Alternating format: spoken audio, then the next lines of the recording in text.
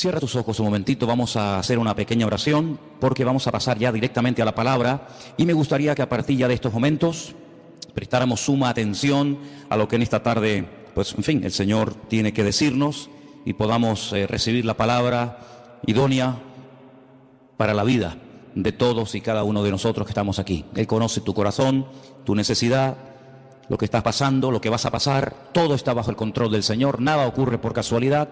Por lo tanto, vamos a orar para que en esta tarde esta palabra pues te edifique, te anime, te consuele, te levante, te restaure, etcétera, etcétera. Padre Celestial, gracias de todo corazón te damos en esta tarde por este privilegio que nos das de poder estar aquí, Señor. Gracias por este regalo maravilloso que tú nos has dado de tu palabra. Queremos en esta tarde pedirte que tú nos hables, que toques nuestros corazones y podamos salir de aquí renovados y bendecidos y que verdaderamente, Señor, tu palabra hable a nuestras vidas. Señor, que esa palabra que va a ser expuesta ahora sea bendecida, sea dirigida por tu Espíritu Santo y que caiga en buena tierra, Señor, en corazones ya dispuestos y preparados después de este hermoso tiempo de alabanza y de adoración, y recibimos tu palabra con acción de gracias, Señor, en el nombre bendito de Jesús. Amén, amén. Quiero llevarles por favor al segundo evangelio, el evangelio que lleva por nombre Marcos, el capítulo 2, evangelio según San Marcos, capítulo 2. Vamos a leer este pasaje muy conocido, pero yo creo que nos va a venir muy bien a todos. Como dicen los hermanos de Filadelfia, nos va a hacer mucho bien, por lo menos eso es lo que hemos pedido al Señor y confiamos que así sea. En Marcos capítulo 2, a partir del versículo 1 en adelante,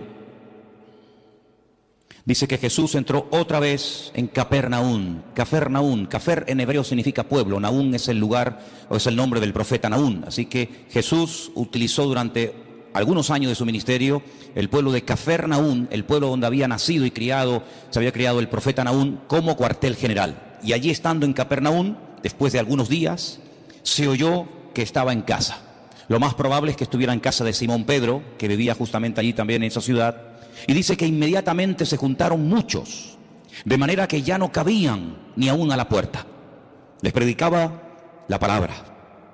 Versículo 3 dice: entonces vinieron a él unos trayendo a un paralítico que era cargado por 4. Esto es una opinión personal, pero para cargar un paralítico no hace falta 4 personas, con 2 se puede llevar perfectamente. Probablemente el hombre llevaría tanto tiempo acostado que ya el hombre estaba un poquito ya pasado de peso, ¿no? Entonces hacía falta 4 personas. Es una opinión personal, simplemente, no tiene mayor importancia.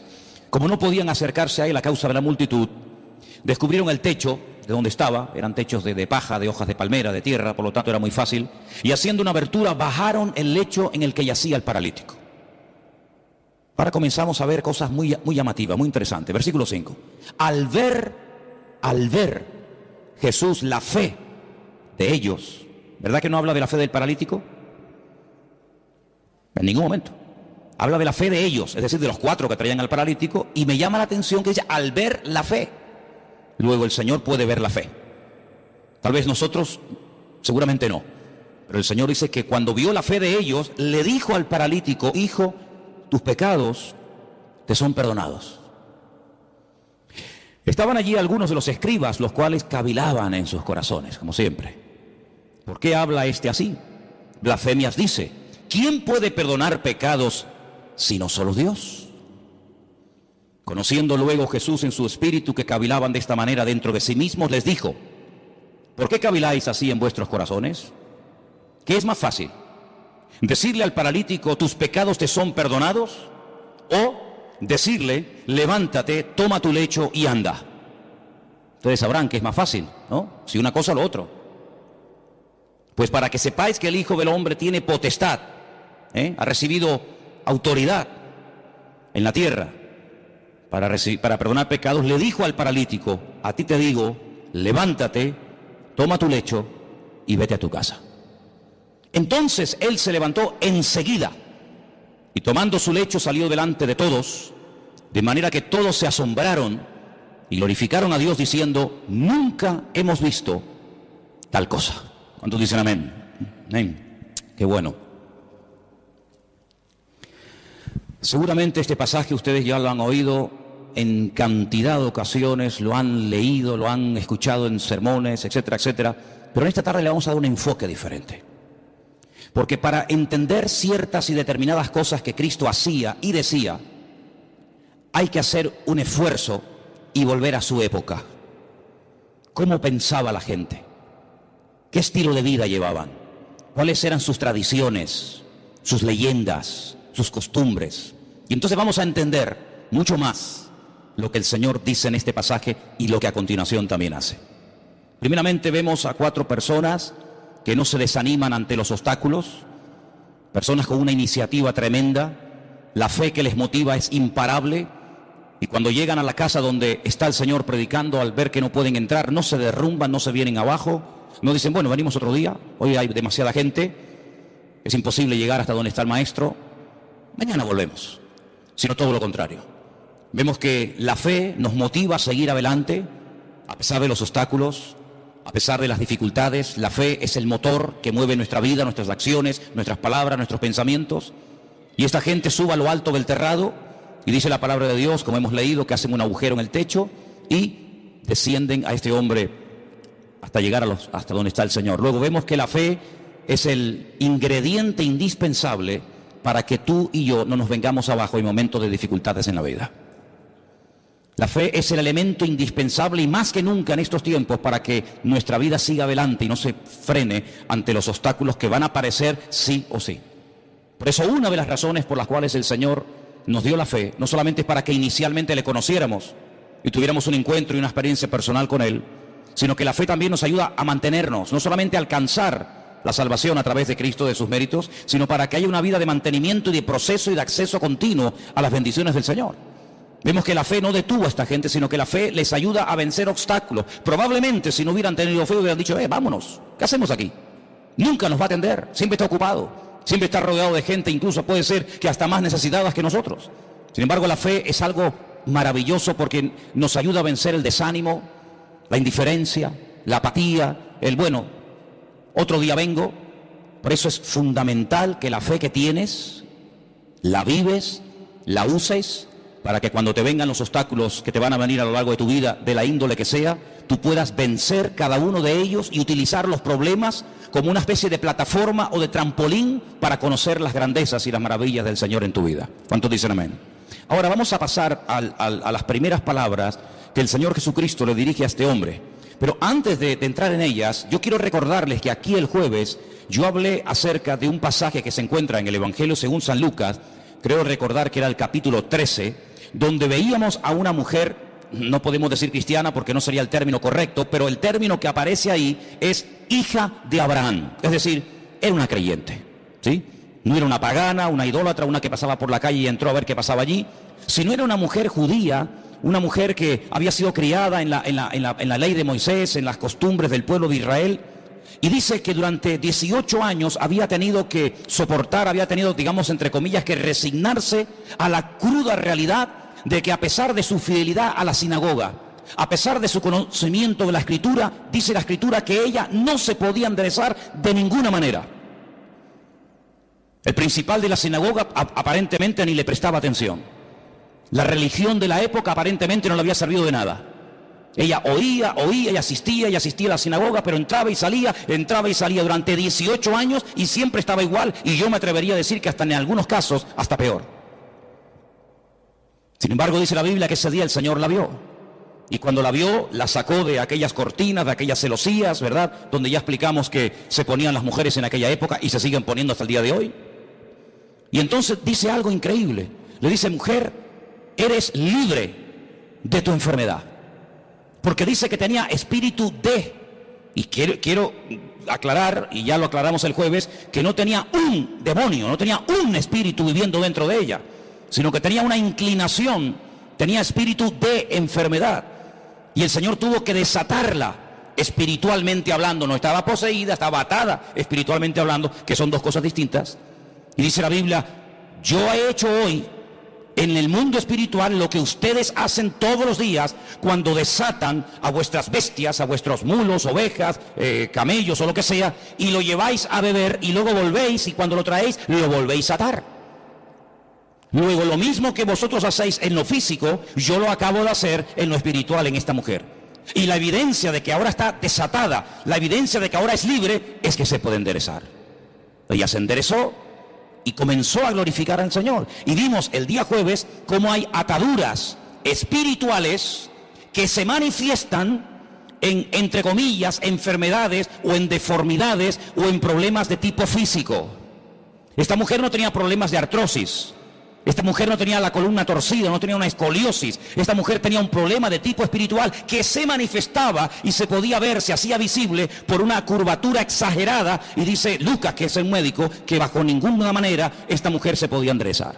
Luego hay ataduras invisibles que se manifiestan de una forma visible. En este caso, lo que tenía por dentro se manifestaba por fuera.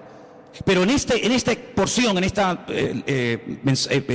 capítulo que hemos leído, vamos a ver cómo una persona mentalmente puede estar también atada.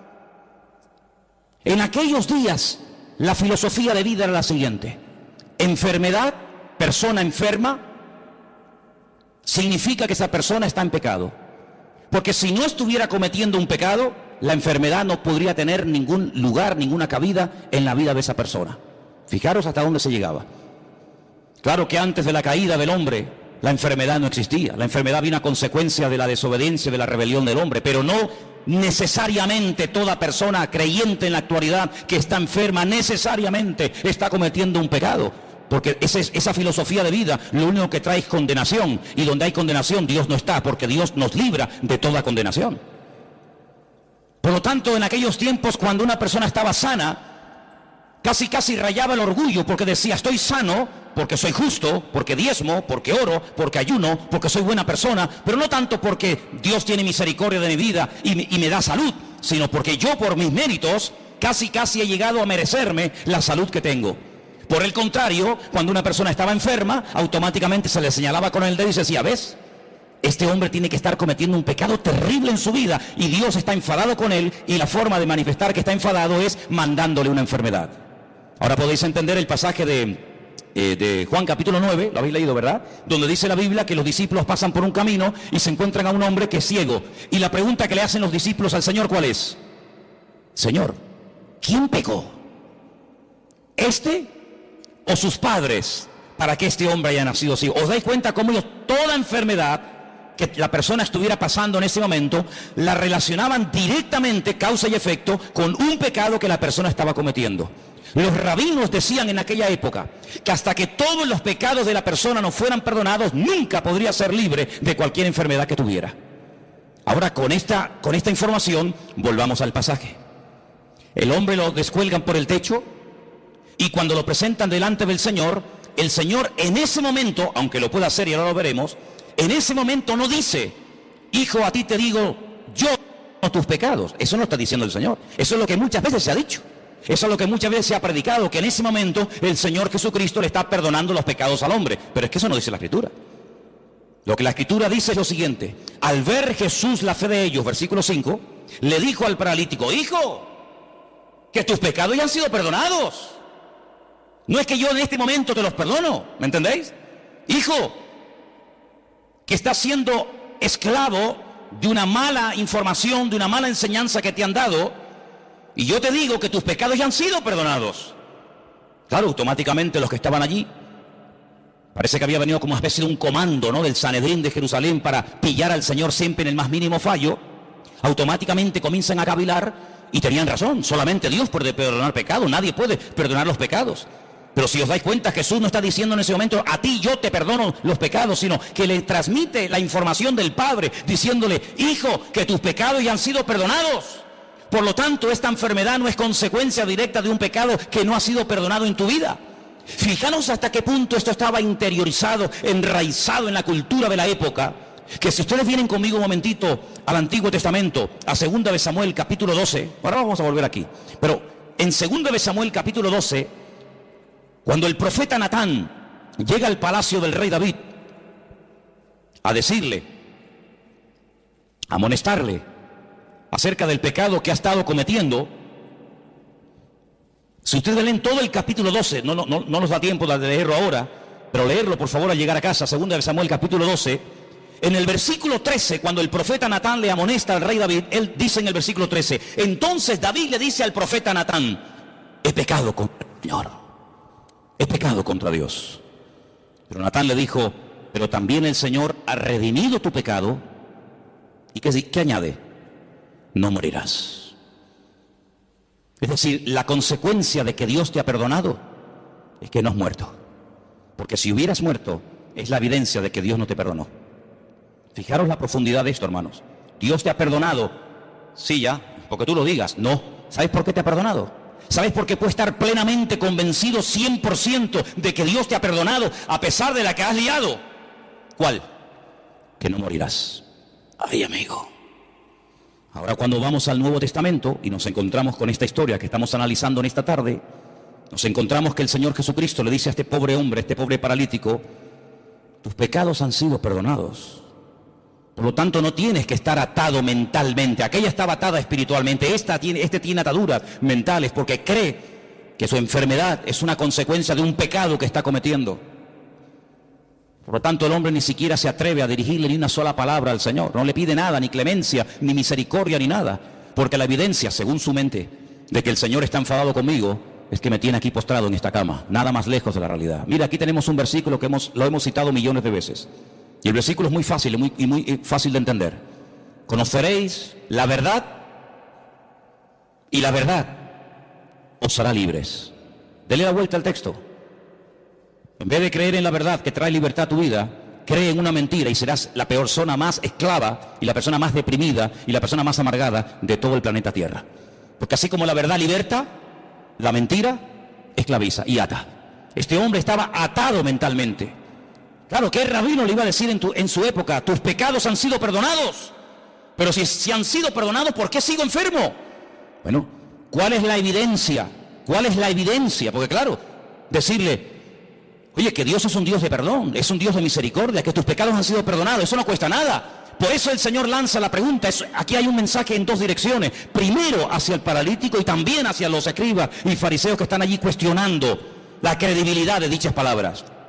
¿Cómo se atreve este hombre a perdonar pecados? Es que no está perdonando pecados, está dando la información. Está trayendo consuelo y aliento y esperanza a un corazón que está creyendo en una mentira. Ahora eso hay que demostrarlo. Muy bien, pues entonces ahora viene el momento de la verdad. Ahora lo que tienes que hacer es levantarte, toma tu lecho y sal de aquí caminando y será la evidencia visible, el botón de muestra que demostrará que efectivamente tus pecados son perdonados. El hombre toma su lecho, se levanta, se va y el texto termina diciendo que glorificaron a Dios, se quedaron asombrados y dicen nunca, claro, nunca hemos visto tal cosa, porque nunca le habían enseñado eso. Tú tienes que comenzar a orar, a pedir y a declarar por fe en el nombre del Señor lo que a ti te gustaría ver en tu vida. El gran problema es que muchas veces nuestras palabras, hermanos, son un obstáculo para que la gloria del Señor y el poder de Dios se manifieste en nuestra vida.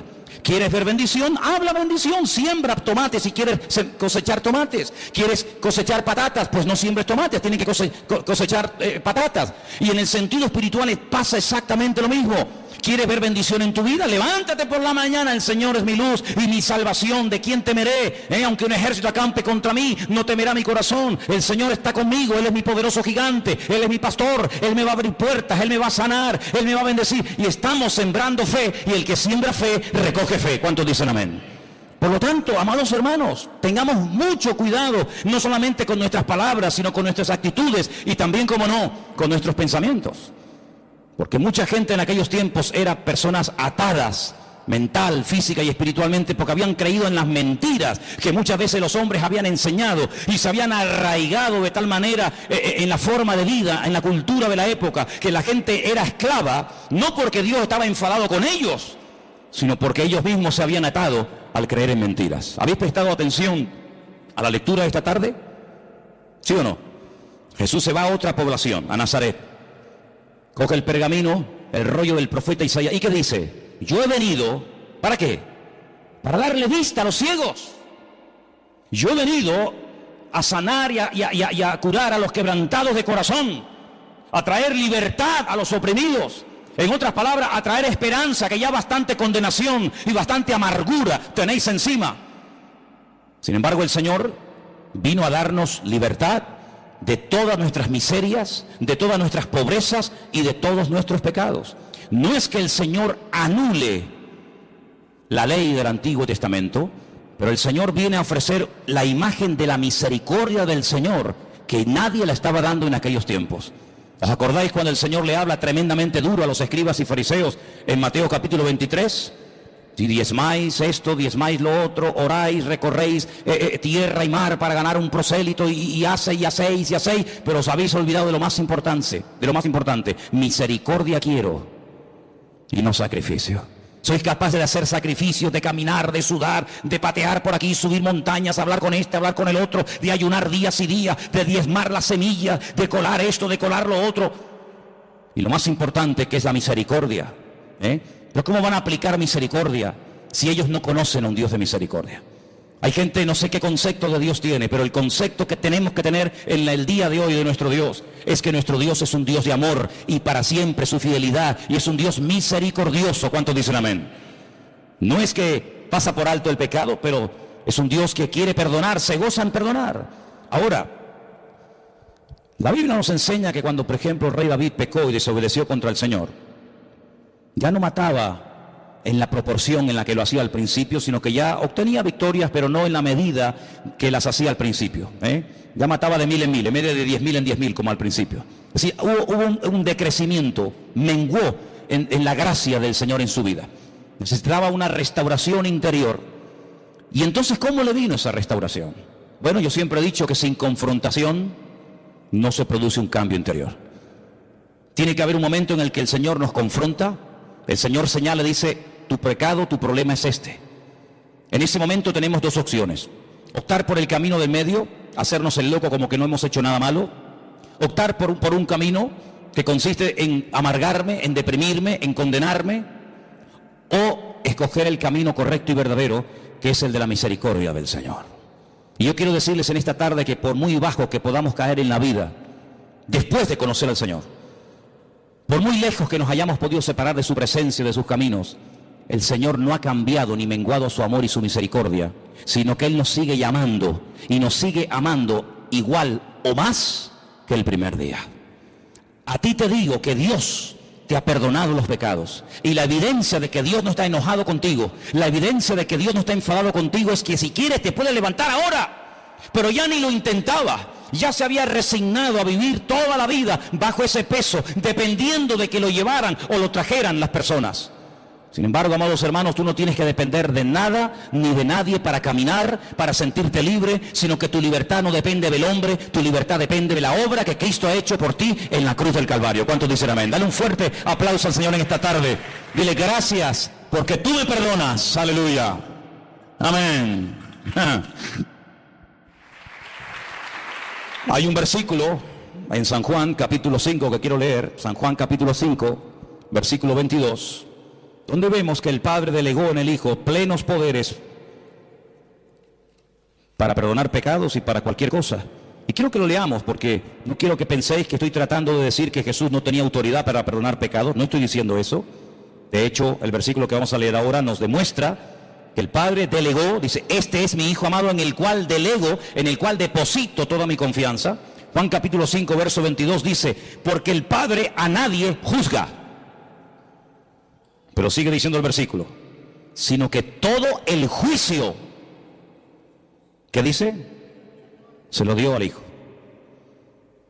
Es decir, que a través del Hijo Dios imparte justicia, y a través del Hijo Dios imparte misericordia. ¿Os acordáis cuando el Señor estaba un día y de repente lo rodearon un montón de religiosos que estaban dispuestos a apedrear, a lapidar públicamente a una mujer que dice que había sido sorprendida en el mismo acto? Que es curioso, porque si la habían sorprendido en el mismo acto, ¿dónde estaba el otro? Curioso que nada más traen a uno. Y le dijeron: nuestra ley, como dándole lecciones de moral al Señor, como enseñándole cosas que él ignoraba, nuestra ley dice que tenemos que tomar medidas radicales ante este tipo de pecados, y nuestra ley dice que hay que matar a pedradas a semejantes personas. Y el Señor dice: muy bien, perfecto, yo conozco esa ley, si la di yo, si yo la di. El problema es que para poder ejecutar esa ley uno tiene que estar limpio y libre de pecado. Ahora, si tú crees que estás libre de pecado para poder matar a pedradas a una persona, pues coge la piedra y tírala. No sabemos lo que el Señor escribió en tierra. Algún día lo sabremos, ¿no? ¿No te parece? Por lo menos yo se lo pienso preguntar. La cuestión está en que dice la Biblia que desde el más grande hasta el más pequeño todos salieron corriendo y ninguno se quedó. Perdón, sí se quedó uno. Se quedó el único que podía tirar una piedra y una y 20 contra ella, ¿sí o no? Porque él nunca había pecado, luego era el único que podía decir, bueno, nadie te va a apedrear, pero yo sí, porque yo no he pecado, yo soy justo, yo soy limpio y sin mancha. Sin embargo, ¿qué le dice? Yo tampoco te condeno. Vete y no peques más. Es impresionante, ¿verdad? Ese es nuestro Dios. Hablar yo del perdón de Dios en esta tarde, no digo que sea perder el tiempo, pero es algo que tenemos todos tan claro, ¿sí o no? Gloria a Dios por el perdón de Dios. Gloria al Señor que vemos que perdona al ladrón en la cruz sin haber hecho ningún mérito para ser perdonado. Gloria a Dios que perdona a la mujer adúltera que según la ley de la Torá de Moisés merecía la muerte. Gloria a Dios que perdonó a Pedro a pesar de que le traicionó o le negó. Ponle el adjetivo que quieras. Gloria a Dios que no hay pecado que Dios no pueda perdonar. Hablar del perdón de Dios, hermano, para nosotros no es una predicación, es una realidad. Es algo que hemos experimentado. Todos los que estamos aquí, la inmensa mayoría, sabemos que el Señor, tanto antes como después de haberle conocido, nos ha tenido que perdonar muchas veces, ¿sí o no? Porque claro, siempre cuando hablamos de perdón y de misericordia, parece que tenemos que volver a nuestra vida anterior a conocerla al Señor. No, yo no hablo de esa, yo hablo después de haberle conocido. O es que después de haberle conocido no hemos roto nada. Es que después de haberle conocido no hemos caído, tropezado y pecado. ¿Hay alguno aquí así? Porque antes pecábamos por ignorancia, pero ya después de conocerla a Él, pecamos sabiendo que a nuestro Dios le ofendía el pecado y lo hemos hecho igualmente. Y el Señor nos ha perdonado. Y la evidencia de que nos ha perdonado es que estamos vivos. Pero yo no quiero hablar del perdón de Dios, porque ya lo sabéis. Yo quiero hablar acerca de si ahora nosotros vamos a perdonar nuestras ofensas a aquellos que nos han hecho daño. Hay muchas formas de matar a una persona. Dicen que en algunas tribus se ha practicado y se practica en la actualidad algo que se llama el ostracismo. El ostracismo consiste en no dirigirle la palabra a una persona. En una tribu, cuando alguien cometía un delito, un pecado, un error contra la tribu, pues lo dejaban vivir en la tribu, pero nadie podía hablarle, nadie podía saludarlo, no había ningún contacto físico, ni palabras, ni conversaciones, ni buenos días, ni buenas tardes, ni nada, ni por ahí te pudras. Cuenta la historia, hay muchos casos en la historia de personas que morían de pena, de tristeza. Incluso cuentan algunos casos en algunas tribus que la gente iba y se despeñaba, se lanzaba, optaba por el suicidio, porque era tan grande la carga continua y permanente, y encima te lo recordaban cada 10 minutos o cada 5 minutos que la gente optaba por quitarse la vida. Cuando vamos al Nuevo Testamento encontramos la famosa oración modelo del Padre Nuestro, que en cierta medida, si conocéis lo que era el año de jubileo, está basado en eso. Cada 7 años y luego cada 50 años se tenían que perdonar las deudas. Conocéis, ¿verdad? Algunos dicen, algunos historiadores, algunos expertos en escritura, dicen que el Señor Jesucristo, cuando leyó la escritura en Nazaret, que se leyó esta tarde aquí, estaban celebrando el año de jubileo, pero ya nadie ponía en práctica lo de dar libertad a los cautivos, que era dar libertad a los esclavos, perdonar las deudas, devolver las tierras a sus dueños originales. Pero ¿qué dice el Padre Nuestro? Perdónanos como nosotros también perdonamos a nuestros deudores, es decir, lo mismo que hemos recibido es lo mismo que tenemos que devolver. El Señor da una parábola diciendo, había un hombre que le debía una fortuna a otro hombre que jamás le había podido pagar, ni le iba a pagar en el futuro. Y todo fue perdonado en un instante porque él pidió misericordia, él pidió clemencia y le perdonaron todo. Y este mismo hombre, con ese perdón, con ese alivio de no deberle nada a nadie, sale a la calle y se encuentra con uno y lo agarra por el cuello y le obliga a que le pague una deuda insignificante. Y el Señor, que le perdonó la gran deuda, le dice, ¿cómo es posible que hayas sido tan mezquino? ¿Cómo es posible que seas tan duro cuando tú me debías mucho más a mí y yo te perdoné todo? ¿No debías tú salir y hacer exactamente lo mismo? Es decir, hermano, aquí recibimos misericordia, ¿pero para qué? ¿Para sentirnos bien y dormir tranquilos y seguir la vida? No, no solamente para eso, sino que recibimos misericordia para que podamos dar y hacer misericordia al que nos ha ofendido. Porque ¿qué es misericordia? Hablando de todo un poco. ¿Qué es misericordia? Habrá que definir el término para saber de qué estamos hablando. Misericordia, así claramente, es tratar a una persona mejor de lo que se merece. Ni más ni menos. La Biblia dice, si saludáis a los que os saludan, ¿qué recompensa tendréis? Si amáis a los que os aman, ahí no hay nada, digamos, de extraordinario. El Señor viene en el Nuevo Testamento con el nuevo pacto, con la irrupción de su persona en el reino, con el reino de Dios. ¿Qué nos enseña? A ir más allá de la letra, a ir más allá de la obligación moral de decir, bueno, he hecho esto, punto. No, a ir hasta la segunda milla. Señor, ¿y cuántas veces perdona? A ver, porque habrá un límite en todo esto, ¿no? O tengo que estar siempre perdonando, como si yo fuera un tonto. Y el Señor, ¿qué le dijo? Como diciendo, un número infinitamente de veces. Imaginemos por un instante que Dios a nosotros nos va a perdonar un número determinado de veces. 30 veces, 40, 50, ponle el número que quieras.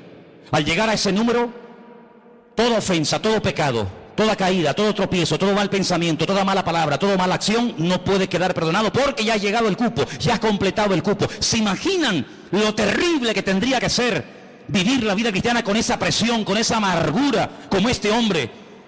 Qué alivio tan grande cuando el Señor le dijo a este hombre que tus pecados ya han sido perdonados, que no tiene que estar bajo esa condenación, que Dios perdona. Y además tengo una noticia buenísima para todos nosotros, que el único que en esta vida perdona y además olvida es nuestro Dios. ¡Wow!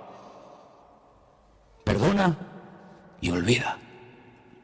Nosotros no podemos olvidar, pero sí podemos hacer de la herida un punto fuerte y aprender que en la herida, cuando el soldado cae y es restablecido, el soldado se levanta con mayor fuerza porque ha visto en su vida la mano y el perdón de Dios. ¿Y saben quién es la persona que más ama? Según la Biblia, la persona que más perdona. Dice, al que mucho ama, mucho se le perdona. Al que poco ama, poco perdonador es. Es decir, que la esencia de Dios es un Dios de perdón. Me preguntaba yo en estos días, en esas conversaciones que tengo yo conmigo mismo cuando voy por la casa, y os he dicho en estos días que si me veis hablando solo, no es que esté loco, sino que yo hablo mucho solo. Y yo me preguntaba, decía, ¿cuándo le pidió Adán perdón al Señor? ¿Sabéis? ¿Cuándo Adán, cuando peca, dice, ¡ah! Hemos pecado? Eva, ¿qué hemos hecho? La hemos liado. Hemos desobedecido al Señor, le hemos fallado, hemos pecado. ¿Cuándo le pidió Adán y Eva perdón al Señor? Que yo sepa, en mi Biblia no veo nunca que Adán y Eva le pidieron perdón al Señor. Pero antes de que Adán fuera consciente de la que había liado, antes de que fuera expulsado, antes de que comenzara a sufrir en lo físico, en lo espiritual, en lo familiar, etcétera, etcétera, las consecuencias de su pecado, ya el Señor fue por delante de él y lo vistió con pieles de animales. Luego tuvo que haber un derramamiento de sangre, porque que yo sepa, para arrancarle la piel a un animal habrá que matarlo, no lo va a hacer en vida, ¿no? Tuvo que haber un derramamiento de sangre, y cada vez que Adán y Eva veían esas túnicas que le habían hecho el Señor a su medida, no le quedaban pequeñas, ni grandes, ni apretadas, sino eran túnicas hechas a su medida. Cada vez que veían esas prendas, sabían que la habían liado, pero Dios los había cubierto con su justicia y con su misericordia. Y ese es el concepto que tenemos que tener constantemente en nuestra vida. Mi Dios es un Dios santo, no tolera el pecado, pero es un Dios que si llego a pecar, Dios, siempre que haya un arrepentimiento, siempre que haya un genuino arrepentimiento, mi Dios, que lo conozco perfectamente, sé que mi Señor siempre me perdonará, siempre me restaurará y siempre me dará una segunda oportunidad. ¿Cuántos dicen amén? Dile que está a tu lado, Dios perdona y olvida. Así es, aleluya. Dios perdona y Dios olvida. Bendito sea el Señor. Algo que hace años escuché y tal vez nos puede hacer mucho bien en esta tarde a todos y a cada uno de nosotros es, cuando me encuentro en una situación, no sé, de enfermedad, de dolor, de tristeza, de angustia, en fin, de lo que sea, hazte la siguiente pregunta: ¿qué haría en mi lugar el Señor Jesús? Imagínate que una vecina, no sé, te tira agua sucia en la puerta, te raya el coche, te insulta, te critica, no sé qué. Por poner un ejemplo, ¿qué haría Jesús si la vecina de al lado de su casa donde él estaba posando esa noche le hiciera semejante detalle? ¿Qué haría el Señor? ¿Qué haría el Señor si alguien llega y te insulta, y te amenaza, y te denuncia, y te no sé qué, y te no sé cuánto? ¿Qué haría el Señor? Eso es lo que nosotros tendríamos que hacer. Ni más ni menos. Exactamente lo mismo que haría el Señor. Es interesante notar que cuando el Señor Jesucristo resucitó, la Biblia nos da una lista muy detallada de las personas, lugares que fue a visitar después de su resurrección. A una de las personas que específicamente fue para encontrarse con él, para restaurarlo. ¿Sabéis de quién hablo, verdad? Del apóstol Pedro. Ir y decirle a mis discípulos y a Pedro. Y el Señor Jesucristo se va desde Jerusalén, lugar donde había sido muerto, crucificado y resucitado. Recorre prácticamente todo el país y se va justo al mar de Galilea, donde allí estaba Pedro, volviendo otra vez a las andadas, volviendo otra vez a la pesca, contagiando con su desánimo y con su decisión a otros discípulos para volver a la pesca, cuando tenían que tener clarísimo que ya por ahí no iban los tiros, pero allí se va el Señor. Y el Señor se entrevista con Pedro, y el Señor restaura a Pedro, y el Señor le vuelve a decir algo tremendo, que a lo mejor tú y yo nunca le diríamos a nadie: pues apacienta mis corderos. Y alguien podía objetar y decir: pero Señor, pero si cuando te vio hacer milagros, cuando te vio caminar por encima de las aguas, cuando te vio multiplicar panes y peces, la lió y dijo que no te conocía, ahora que te vas, le vas a delegar a él la responsabilidad, y como a uno de nosotros, de atender ovejas, de atender gente nueva, de pastorear iglesia, de difundir el evangelio. Pero Señor, ¿no te das cuenta que de este hombre nadie se puede fiar? Que ya la lió una vez, y si la lió una vez, ¿quién nos asegura que no vuelva a hacerlo? Bueno, tenemos un pasaje tremendo para que veáis la reacción del Señor y la reacción del hombre ante un pasaje o una circunstancia parecida. Dice la Biblia que hubo un desacuerdo terrible entre Pablo y Bernabé. ¿Por qué? Porque dice que Marcos en el primer viaje misionero los había abandonado, ¿sí o no? Y llega el momento de celebrar el segundo viaje misionero y Bernabé dice: bueno, pues vamos otra vez juntos, Marcos, yo, Bernabé, y tú, Pablo, y Pablo dice: bajo ningún concepto, de ninguna manera. ¿Pero por qué? Porque este hombre los abandonó en el primer viaje, ¿no te acuerdas? Que cuando se pusieron las cosas difíciles y cuando hubo problemas, cogió y se mandó a mudar y nos dejó tirados. Y Bernabé le habrá dicho: bueno, pero es verdad, tienes razón, yo estaba allí, yo sé lo que estás diciendo, pero vamos a darle una segunda oportunidad al chico. Ya ha crecido, ya ha madurado, ha pasado un tiempo, capaz que el hombre se ha arrepentido, ha recapacitado, se ha dado cuenta de que así no se puede ir por la vida. Ahora sí, ahora no, ahora cuenta conmigo, ahora no estoy para nadie. Y Pablo dice: bajo ningún concepto. Y dice que hubo tal desacuerdo entre estos dos grandes hombres de Dios, Bernabé y Pablo, que dice la palabra que Pablo se fue por tierra con Silas, y se fue Bernabé por mar a la isla de Chipre, de la cual era, con Marcos. Así actúan los hombres, así actuamos los seres humanos. Como dicen algunos, el que la hace la paga, ¿verdad? Ni perdono ni olvido, dicen otros. Terrible.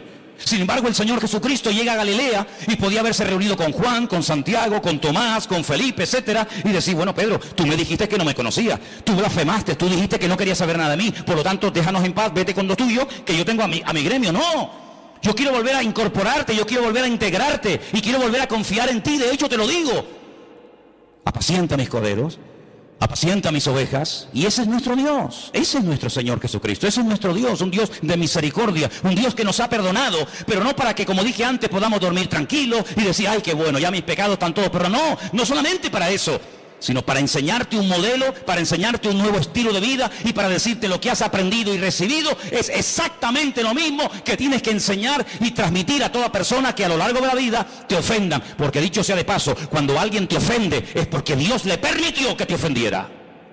Algunos dirán: ¿cómo? No lo he entendido. Te lo voy a explicar para que lo entiendas. Cuando el rey David huía de Jerusalén porque su propio hijo Absalón, al que amaba con locura, fíjate cómo lo amaba, que viola a una de sus hijas. Sí, le quita el habla durante un tiempo, pero en el fondo David amaba con locura a su hijo Absalón. No hacía honor a su nombre. Padre Shalom, paz, el padre de paz. Y era un guerrero, era un traidor terrible. Un hombre que dice que se paraba en las puertas de Jerusalén y cuando alguien venía a consultar, a pedirle consulta, consejo al rey, dice que él robaba el corazón del pueblo. Ay, si yo fuera rey, ay, si me nombraran rey, mi padre siempre está liado, siempre está ocupado, yo te trataría con benevolencia. Un ladrón de corazones, terrible. La palabra del Señor nos enseña que quería matar a su propio padre. ¿Qué hace David? Sí, van a ir al campo a buscarlo, van a ir a por él, pero por favor, tener misericordia de mi hijo, no me le hagáis daño, no me lo matéis. No le hicieron caso, todos sabemos, ¿verdad? El resto de la historia. Pero cuando David salía huyendo descalzo y llorando, subiendo la cuesta del Monte de los Olivos, como dice en el Antiguo Testamento, dice que le salió en el camino un hombre tirándole piedras, escupiéndole, maldiciéndole: hombre sanguinario, eso te pasa porque has derramado sangre inocente. Y le está recordando ¿qué? Le está recordando la muerte de Urías, No es que mató al gigante Goliat, ese día lo aplaudieron, pero le están echando en cara todos los pecados que había cometido. Qué crueles somos, ¿eh? Cuando queremos ser buenos, somos los más buenos del mundo. Cuando queremos ser crueles, rebuscamos en el cajón de la basura para justificar nuestras miserias. Como le decía un día el Señor a Job, ¿me vas a condenar a mí para justificarte tú? Es increíble, ¿verdad? Cuando queremos justificarnos y salir por la vida de bueno, buscamos todas las miserias de todo el mundo. Y mira fulano, y mira lo que hizo, y mira lo que dijo, y mira lo que y el Señor dice, todo lo que te hagan a ti son pajitas, pero todo lo que tú tienes son vigas dentro de tu propio ojo, querido.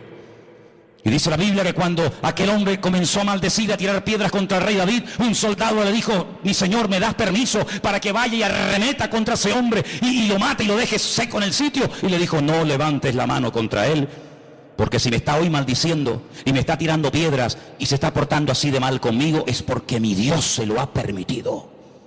Porque mi Dios es el que somete a los enemigos más grandes y poderosos que yo bajo la planta de mis pies. Pero la Biblia dice que hay tiempos en la vida para reír. Cuando sea tiempo de reír, mátate de la risa, disfruta. Pero cuando sea tiempo de llorar, no quieras reír, porque si es tiempo de llorar, como dice la Biblia, llora todo lo que puede, porque por cada lágrima que salga de tu corazón, el Señor trae una restauración y trae algo nuevo, una bendición nueva para tu vida. Así que si hoy es tiempo de humillación, hoy es tiempo de huir, hoy es tiempo de sufrir y de llorar, ¡gloria a Dios! Y llegó el momento cuando David volvió, y ese mismo que se le había aparecido en el camino para matarlo, para humillarlo, fue el primero que fue a darle la bienvenida diciendo, Rey David, perdóname, lo siento, se me fue la olla, no sé lo que me pasó aquel día. Y David le dice, tranquilo, no te preocupes, venga, vete para casa que aquí no ha pasado nada. ¿Te das cuenta, hermano?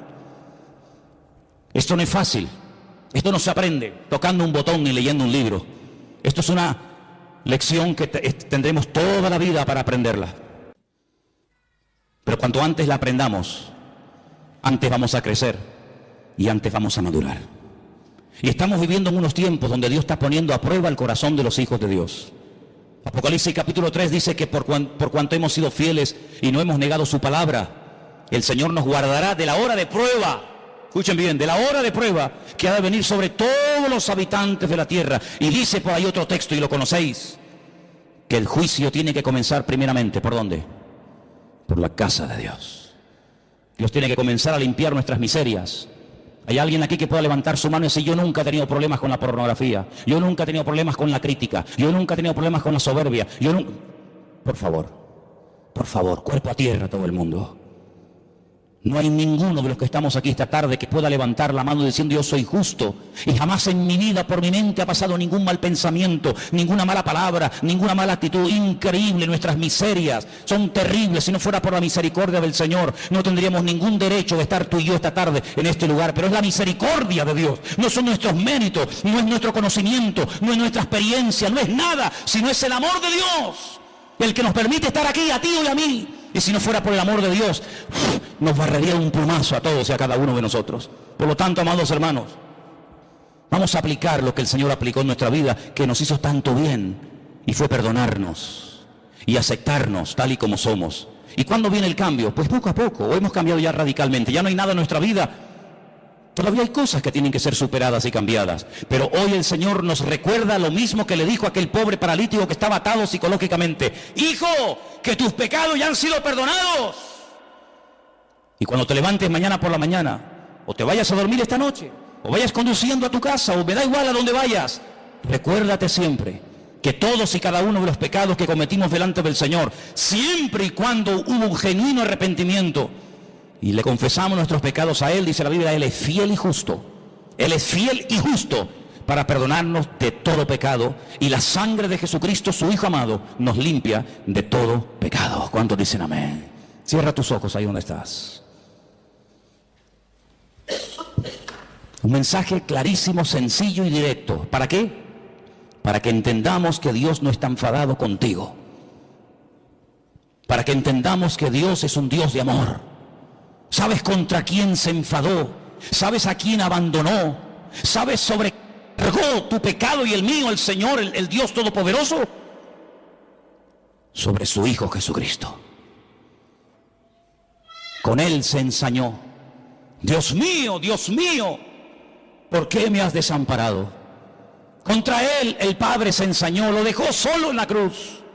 Permitió que lo escupieran, que lo coronaran con corona de espinas, que lo flagelaran vilmente, cruelmente, hasta la extenuación.